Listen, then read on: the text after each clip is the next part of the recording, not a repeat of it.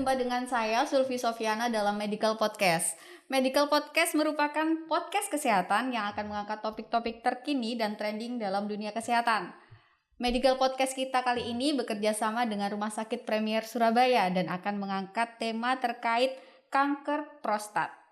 Nah, berbicara dengan kanker prostat ini, saya mengambil informasi dari data kankerkemkes.go.id.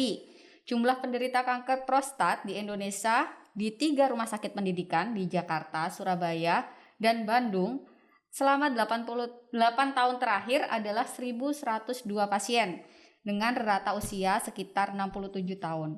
Kanker prostat ini juga merupakan salah satu penyakit pada sistem urologi. Untuk itu kali ini kita kedatangan narasumber dari dokter spesialis urologi di Rumah Sakit Premier Surabaya, yaitu Dr. Lukman Hakim, spesialis urologi konsultan Mars PhD.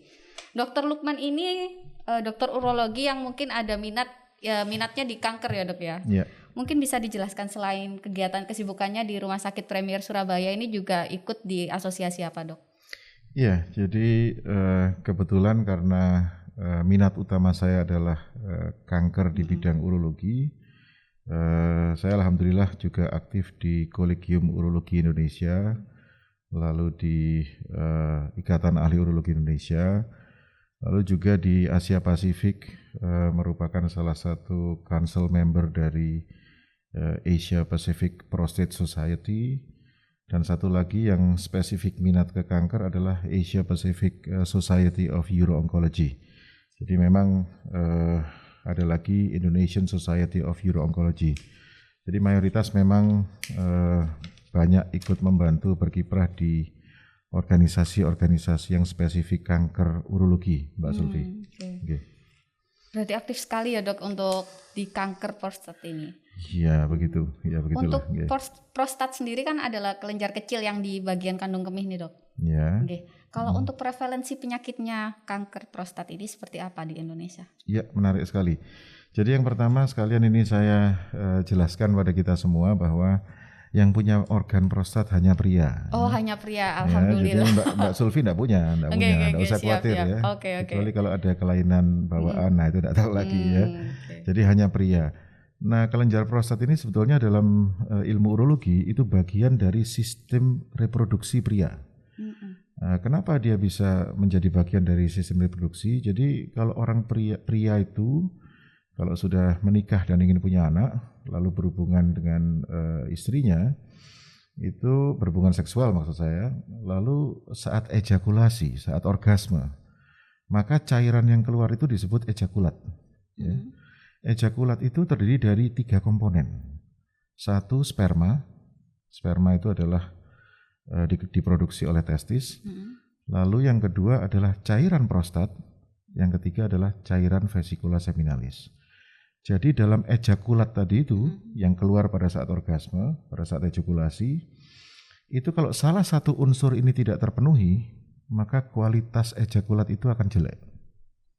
Nah, di sini kualitas ejakulat jelek ini gimana? Nah, artinya apa? Artinya sulit untuk bisa menghamili istrinya. Oke. Kenapa ini perlu saya jelaskan? Supaya kita semua sama-sama paham bahwa bukan hanya sperma yang penting, tetapi cairan prostat juga penting. Cairan vesikula seminalis penting. Karena topik kita hari ini adalah kanker prostat, nah ini harus saya kasih pendahuluan seperti itu. Prostat termasuk organ penting bagi reproduksi pria. Nah sekarang kembali ke kanker prostat.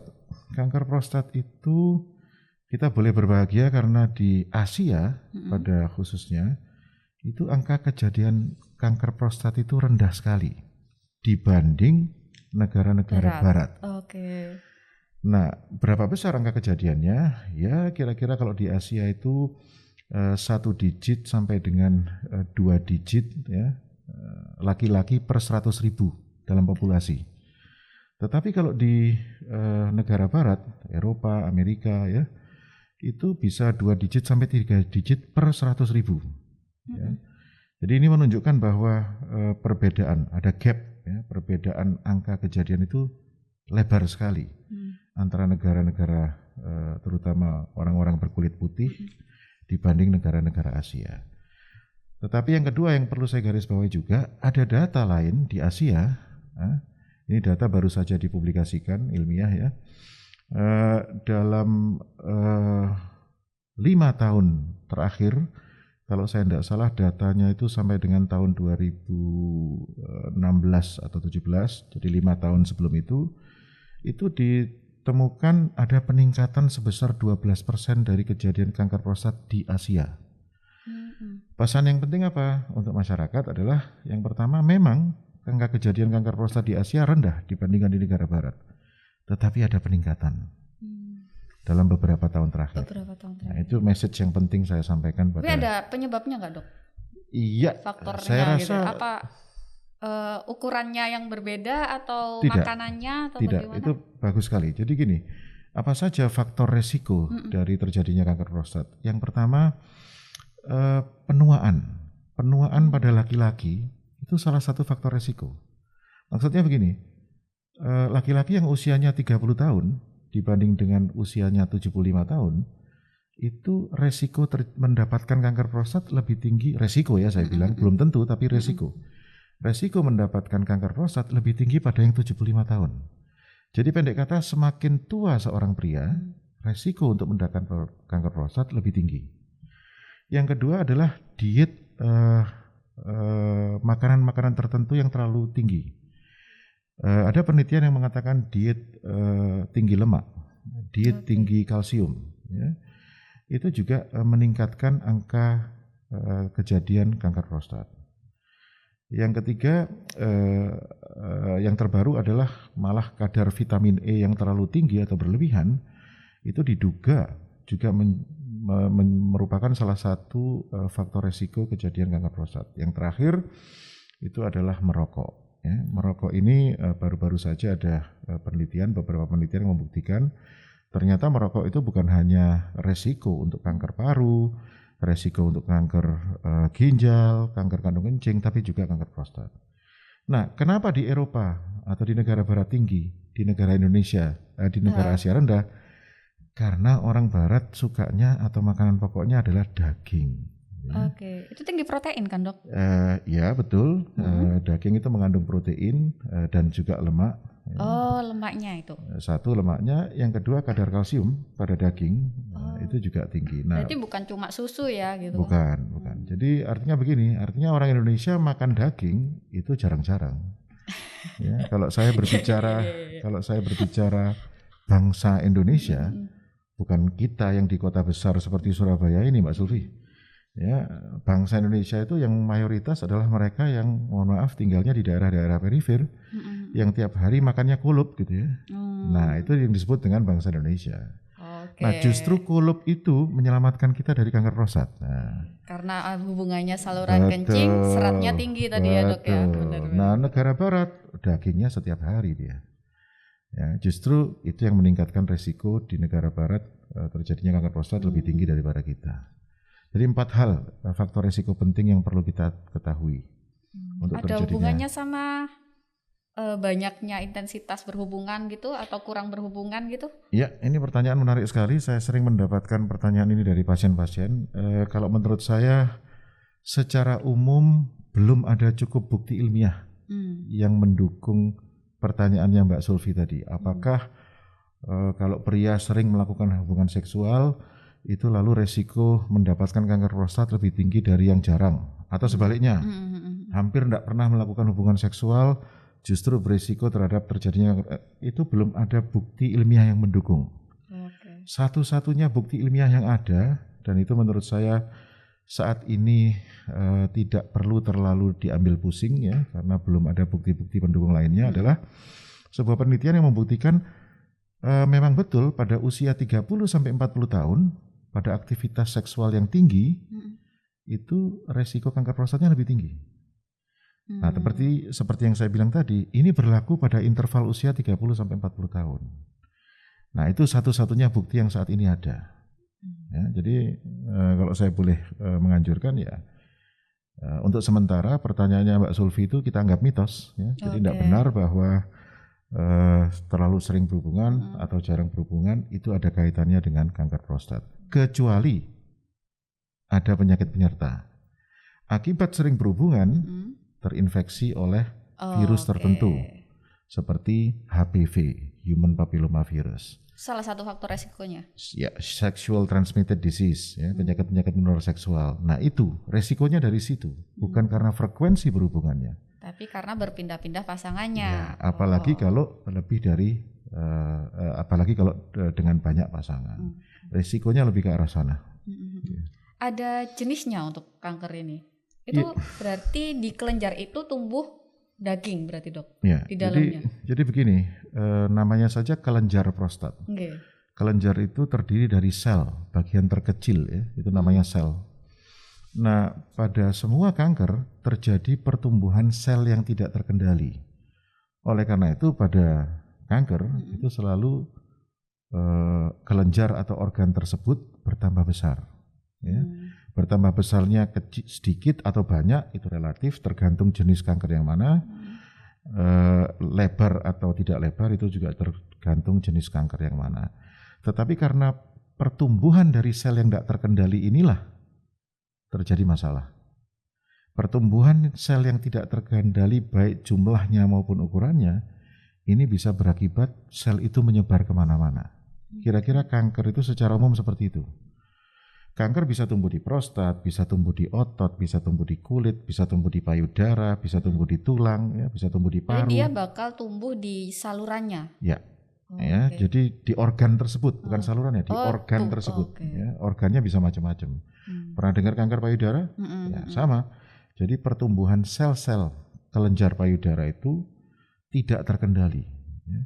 Normalnya kalau kita tidak memiliki kanker, prostat itu atau sel-sel lain itu tumbuh dan beregenerasi secara seimbang. Tetapi pada kanker, pertumbuhannya ini tidak terkendali, nambah terus jumlahnya. Jumlahnya dan ukurannya itu nambah terus. Jadi organnya itu tambah lama tambah besar. Bukan hanya ukuran menjadi besar, tapi juga menyebar kemana-mana. Itu adalah salah satu ciri dari kanker. Kalau kanker prostat apa terlihat dari luar? Tidak terlihat. Tidak terlihat Mbak di dalam. Sulfi dengar sekali. Tidak terlihat dari luar dan itu harus dilakukan pemeriksaan. Ada cara yang paling sederhana bagi ahli urologi yaitu melakukan colok dubur. Ya. Jadi jarinya dokter, dari dubur dok? Ya, ya pakai sarung tangan. Mbak Sulfi ya, lega soal posing gelem ya kan. Barangkali dari depan kan, kalau kateter kan bisa dari depan, itu berarti lebih dekat dari dubur ya. Lebih mudah meraba prostat dari dubur.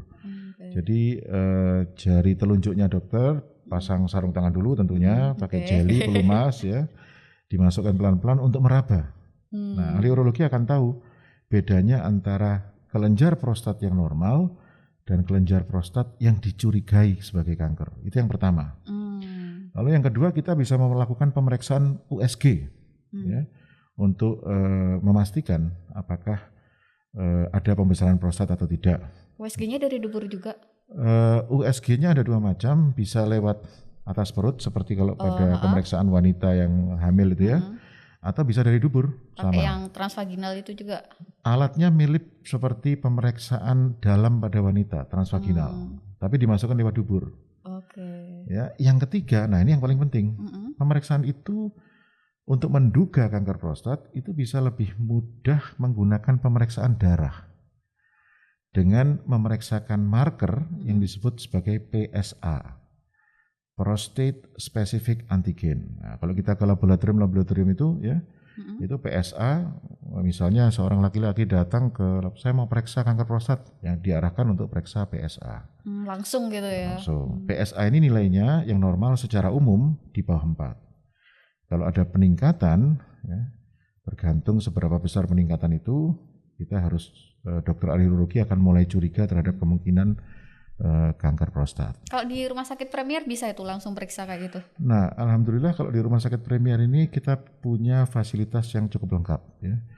Bukan hanya pemeriksaan PSA di laboratorium, tetapi juga pemeriksaan ultrasound, dan juga kita memiliki CT scan dan MRI yang 3 Tesla. Nah, MRI ini penting sekali. MRI sekarang ini yang teknologinya paling canggih, yang satuan ukurannya adalah 3 Tesla. Nah, MRI 3 Tesla ini akan sangat membantu para dokter urologi dalam menduga ya, prostat itu kira-kira kanker atau bukan. Ini yang disebut dengan multiparametric MRI. Kalau bukan kanker apa memang dok? Nah ini saya jelaskan. Jadi pada pria itu pembesaran prostat itu ada 2 macam. Belum Secara tentu umum, kanker. belum tentu kanker. Pembesaran prostat jinak yang disebut orang awam banyak tahu seperti nama lainnya BPH, pernah dengar ya? Satu lagi adalah pembesaran prostat yang ganas atau kanker. Nah, kita hari ini membahas pembesaran prostat yang ganas atau kanker prostat. Nah, tetapi sebetulnya asal tahu bahwa pembesaran prostat itu ada yang jinak. Nah, itu lain lagi. Mungkin lain kali kita akan bicara lebih detail tentang pembesaran prostat jinak atau BPH.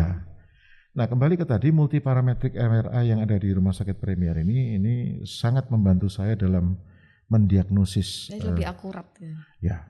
Ya, yang generasi sebelumnya adalah 1,5 Tesla, tapi di Premier kita punya yang 3 Tesla. Yang terakhir, kita mulai beberapa waktu yang lalu, mungkin sudah insya Allah 1 tahun terakhir ini, ada klinik kanker prostat, yang disebut dengan prostate cancer clinic.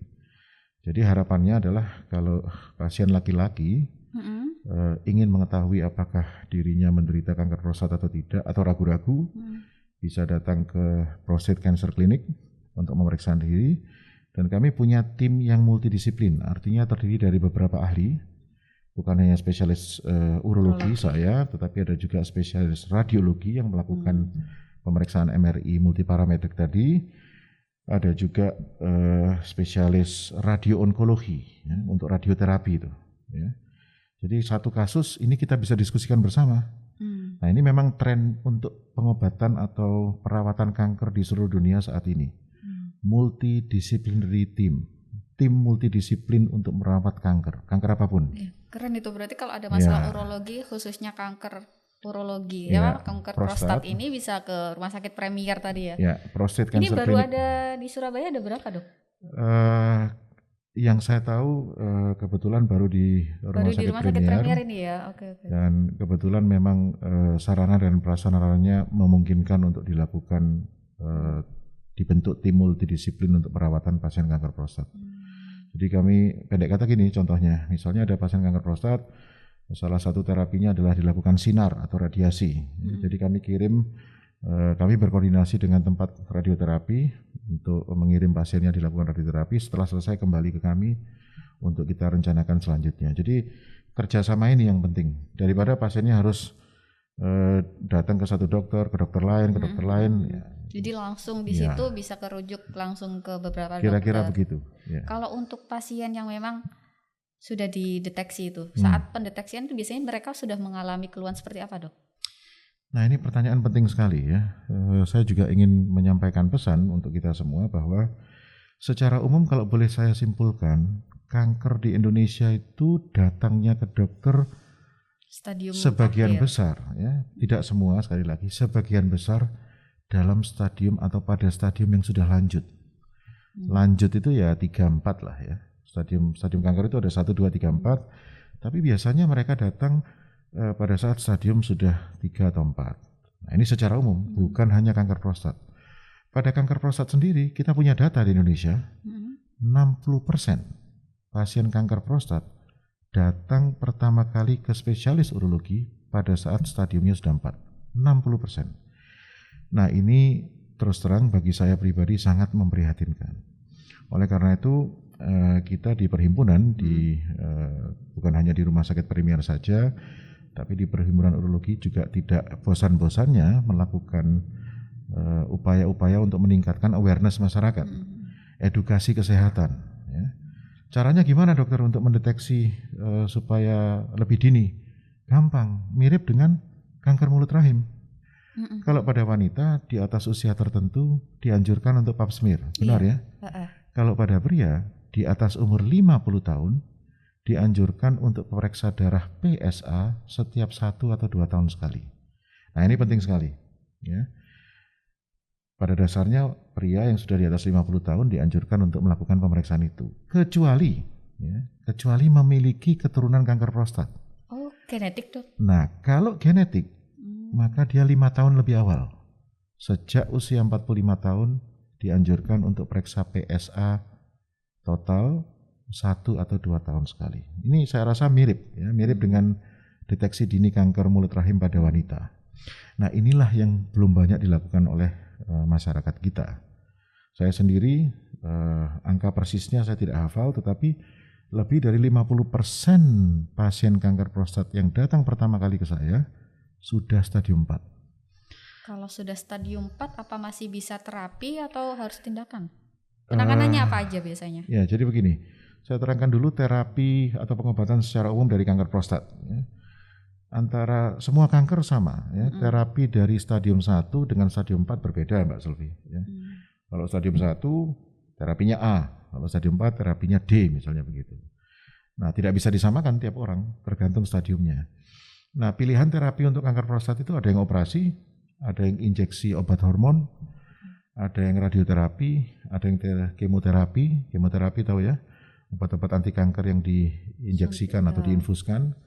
Radioterapi adalah penyinaran. Lalu yang terakhir adalah obat-obat anti kanker yang tablet oral. Atau kombinasi di antara semua ini. Sekali lagi, pilihan pengobatannya banyak dan luas dan sangat individual, itu yang penting. Jadi ada 2 orang pria sakit kanker prostat dua-duanya, belum tentu obatnya sama. Tergantung stadiumnya apa. Nah, prinsip ini sama untuk kanker yang lainnya, tergantung stadiumnya. Oke, jadi deteksinya harus lewat tes tadi ya dok ya? PSA. Ya. Itu bisa di mana dok kira-kira? Saya rasa di Surabaya ini sudah banyak sekali laboratorium yang bisa melaksanakan. Kami di Premier juga punya fasilitas lengkap untuk pemeriksaan itu, bukan hanya PSA tetapi fragmen-fragmen lain yang berhubungan sama PSA. Kita juga bisa melakukan. Setelah itu nanti baru ada, setelah terdeteksi penanganannya ada mulai dari terapi obat dan lain-lain sampai tindakan bedah ya. Betul. Nah, selama orang itu mengalami kanker, mungkin saat deteksi kanker mulai dari stadium awal sampai lanjut, ini mempengaruhi nggak sama produktivitas dia dalam berhubungan seksual sama istrinya gitu misal? Ini pertanyaan strategis sekali dan penting sekali ya. Saya juga sering dapat pertanyaan ini. Begini, mungkin kalau karena kanker prostatnya sendiri tidak secara langsung mempengaruhi kejantanan ya pada pria atau fungsi dari ereksinya. Tetapi terapi dari kanker prostat itu yang memiliki efek samping membuat seseorang dapat menjadi disfungsi ereksi atau impoten. Oke. Tapi jadi, bisa sembuh setelah selesai pengobatan gitu? Iya, ini pertanyaannya Mbak Sulfi ini sulit-sulit ya, tapi tidak apa-apa.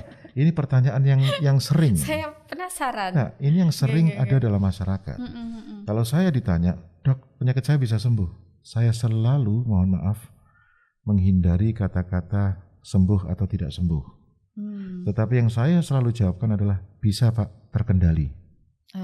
Dan itu artinya agak berbeda dengan sembuh atau tidak sembuh. Kalau sembuh itu kan misalnya kita sakit flu, ya. Sembuh, sakit selesai, flu, hilang kasih gitu. obat, makan baik, ya istirahat di rumah seminggu, ya, baik sembuh. Sakit tipes, opname, dikasih antibiotik 1 minggu, 10 hari sembuh. Kalau kanker tidak bisa. Penting sekali untuk secara kontinus kontrol dan melanjutkan pengobatan agar kankernya terkendali. Itu kata kuncinya. Jadi setiap pertanyaan yang diberikan apakah sembuh atau tidak, jawaban saya sama, bisa dikendalikan. Tapi selama punya kanker tuh bisa berhubungan tapi kan? Pada stadium-stadium tertentu yang tidak diberikan obat-obatan atau terapi pembedahan yang punya efek samping ke fungsi ereksi bisa. Misalnya pada stadium 1 masih bisa. Mungkin karena itu orang-orang telat berobat dok, soalnya masih enak. Ya bisa juga. Belum merasakan nyeri itu mungkin ya. Saya bisa paham lah, karena saya juga laki-laki ya.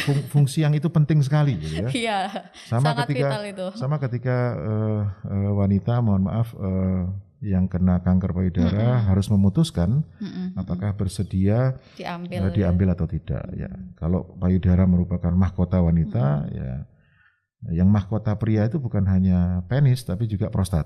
Nah, gitu ya. Sepenting itu prostat. Ya, penting. Tapi kalau sekarang beredar di masyarakat kadang kan perawatannya bisa pakai celana prostat. Itu memang berpengaruh. Nah, itu saya boleh bilang mitos. Oh, mitos ya. Karena memang nggak di luar ya tadi ya. Iya. Prostat itu tidak kelihatan dari luar. Prostat itu letaknya agak jauh di dalam dan diraba paling dekat lewat dubur. Ya, jadi apa manfaatnya celana khusus prostat dalam hal ini? Celana khusus prostat tidak bisa mencegah pembesaran prostat jinak atau BPH pada pria. Celana prostat juga tidak bisa menyembuhkan kanker prostat. Jadi kalau ada... Tapi ada manfaatnya? Tidak ada. Mungkin yang dimaksud adalah celana untuk hernia itu mungkin. Kalau prostat itu beda sih lagi ada. ya? Itu beda lagi tuh. Itu bukan bidang saya itu ya.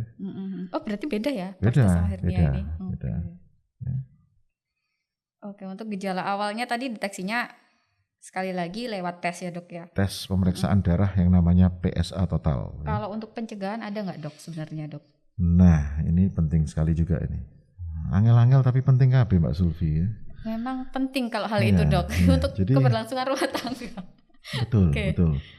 Jadi yang pertama, karena salah satu faktor resikonya seseorang mendapatkan kanker adalah genetik. Apa yang kita bisa hindari dari genetik? Tidak ada kan Mbak Sulfi? Ya kita hanya dilahirkan begitu saja. Apabila misalnya ayah saya penderita kanker prostat, maka saya sebagai anak kandungnya memiliki resiko, sekali lagi resiko. Kalau resiko itu artinya probabilitas yang lebih besar untuk mendapatkan. Belum tentu, tapi probabilitas lebih besar. Resiko saya untuk mendapatkan kanker prostat di kemudian hari adalah sebesar 25%. Kalau kakek saya juga kanker prostat, lalu ayah kandung saya kanker prostat, maka resiko saya sebagai anak kandungnya meningkat menjadi 60%. Langsung 60 dok. Ya, nah tapi sekali lagi faktor genetik tidak bisa kita apa-apakan kan? Nah, itu sudah kita skip aja ya. Harus kita terima sebagai bagian ujian gitu ya dari Allah ya. Lalu yang kedua tadi sudah saya sebutkan bahwa ini berkaitan dengan diet tinggi kalsium dan tinggi lemak. Ya solusinya jangan banyak makan lemak atau kalsium yang berlebihan. Bukan berarti tidak makan makanan yang mengandung kalsium atau minuman yang mengandung, bukan. Jangan berlebihan. Ya, kalau makan steak, ya saya juga suka steak, ya jangan niru-niru orang Eropa tiap hari gitu ya. Gitu kan. Lalu yang ketiga, hindari menurut saya suplemen-suplemen yang memang tidak perlu. Terutama ini zaman Covid ini. Minum vitamin C 1000 mg, minum vitamin D 10.000 international unit, minum multivitamin yang tidak disadari ternyata dosis vitamin E-nya tinggi sekali. Nah ini mohon dipertimbangkan kembali dan direnungkan kembali. Ya. Tanyakan pada dokter, apakah saya perlu minum suplemen? Kalau saya ditanya, saya selalu kembali bertanya gitu. Kalau Bapak Ibu bisa makan 3 kali sehari dengan seimbang nutrien atau gizinya seimbang, 4 sehat 5 sempurna, teoritis Bapak Ibu tidak perlu minum suplemen apapun, kecuali punya kelainan. Ya. Kelainan di liver, ya, pembentukan vitamin atau asam amino tertentu misalnya begitu. Nah itu boleh suplemen, tapi kalau enggak perlu. Ya, jangan. Nah ini yang juga harus kita edukasikan dengan baik-baik ke masyarakat untuk tidak latah dan ikut-ikutan. Karena berlebihan itu selalu berakhir enggak baik. Ya, yang keempat adalah ya hindari untuk berhubungan seksual dengan banyak pasangan. Ya. Itu adalah faktor-faktor yang kita bisa hindari ya, untuk terjadinya kanker prostat. Kalau ada infeksi prostat, ya infeksi prostat juga begitu. Infeksi prostat itu seringkali tidak ada keluhan. Ya.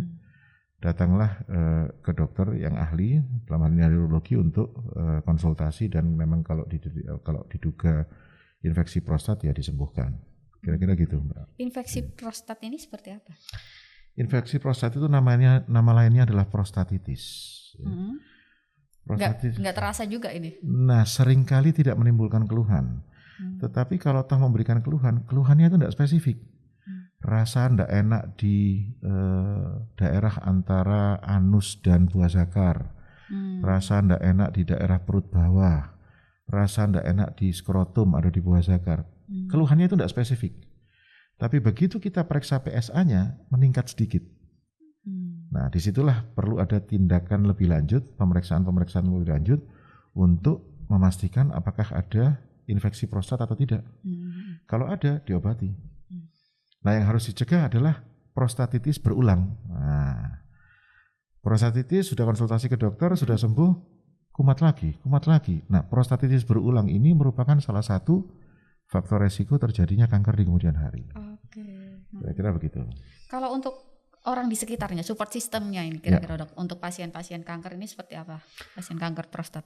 Support sistemnya bagus sekali ya, oleh asuransi kesehatan swasta. Ya, kalau yang asuransi kesehatan swasta malah 100% malah sebagian besar ya. Wah, banyak sekali ini mitos, fakta ya kan, sama pengetahuan dasar yang kita dapat dari Dr. Lukman terkait tentang kanker prostat ini ya dok ya. Semoga nanti kedepannya buat para pejantan ya, mungkin memasuki usia faktor risiko di atas 30 tahun ya dok, di atas 30 tahun bisa mulai memeriksakan diri secara dini, banyak fasilitas dan juga untuk pengobatan sekarang sudah tercover dan juga asuransi lain pastinya. Untuk itu Medical Podcast kali ini bekerja sama dengan Rumah Sakit Premier Surabaya. Semoga bermanfaat pada masyarakat sekitar, masyarakat luas ya kan. Dan semoga akan meningkatkan pencegahan tentang kanker prostat ini. Sekali lagi terima kasih Dr. Lukman, terima kasih Rumah Sakit Premier Surabaya atas supportnya. Sampai jumpa lagi Tribuners pada Medical Podcast selanjutnya. Terima kasih.